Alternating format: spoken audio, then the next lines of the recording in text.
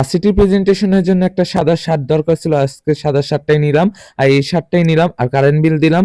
আর আজকে সকালে উঠে ঘুম থেকে উঠেই চলে গেলাম কারেন্ট বিল দিতে। প্রথমে একটা রিক্সা উঠলাম, আর রিক্সা ওঠার পর আমার বন্ধু আমার সাথে গেল। আর এখানে আমরা চলে যেতেছি তাড়াতাড়ি করে, কারণ কারেন্ট বিলের সময় হয়ে গেছে, 11টা বাজে গেছে, 12টা বাজে বন্ধ করে দিবে।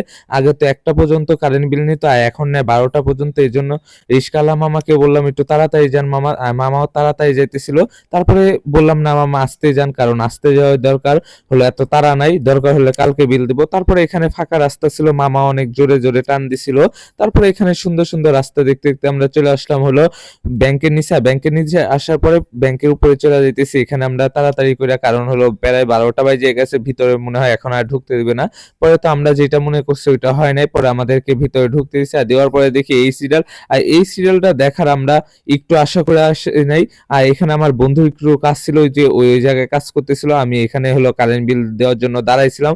আর দেখো কত বড় সিরিয়ালে দাঁড়ায় আছে, আমি দাঁড়ায় আছি একবারে লাস্টে, একজনের আগে দাঁড়ায় আছি। এটা আমার বেশি দুঃখজনক, কারণ এখন বিল দিতে দিতে পারে 2টা বাজে যাবে, তাও 2টা বাজে যায় না, 1টা বেজে গেছে। আর দেখো সিরিয়ালই টানতেছিল না, আধা ঘন্টার মধ্যে একজনের বিল নিছে, তাহলে বুঝো। আর এক একজন কি বিল নিয়ে আসছে, হলো 10টা 15টা 20টা নিয়ে আসছে। অবশেষে আমি বিল দিতে পারছি, এই তো আমি বিল দিলাম। আর এখন বাজে 1টা, পুরা 2 ঘন্টা দাঁড়াইছিলাম।